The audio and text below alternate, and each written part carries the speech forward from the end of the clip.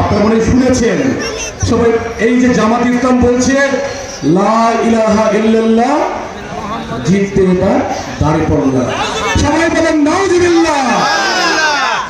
এটা হচ্ছে দেখছেন কত বড় বাটপার।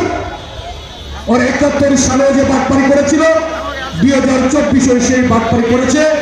এই 2025-এ নির্বাচনের আগেও তারা এই ধরনের বাটপারি করছে। তারা বেঞ্চে টিকিট বিক্রি করার তারা টেন্ডার নিয়েছে। বন্ধুরা, এদেরকে না বলুন, এদেরকে না বলতে হবে। আমার মায়েরা, আমার ভাইরা, আপনারা সবাই জাগ্রত হন। আমাদের এই স্বাধীনতার সার্বভৌমত্বের প্রতীক ধানের শীষকে বিজয়ী করতে হবে।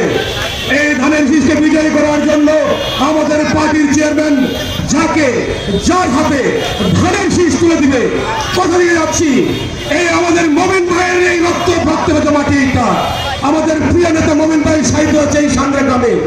আমরা তার আত্মার মাগফিরাত কামনা করছি এবং তার স্মৃতিকে সামনে নিয়ে বলে যাচ্ছি, যার হাতে ধানের শীষ থাকবে, এখানে যাদেরকে দেখছেন যারা আমরা মনোনয়ন প্রত্যাশী, সবাই একযোগে এক পথে একসাথে ধানের শীষের পক্ষে কাজ করবো, ধানের শীষকে বিজয় করবো।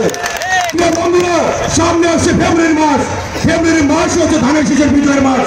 1979 সালে শহীদ প্রেসিডেন্ট জিয়াউর রহমান 18 ফেব্রুয়ারি নির্বাচনে ধানের শীষে 207টির আওয়ামী লীগের নির্বাচনে বিজয় লাভ করেছিলেন।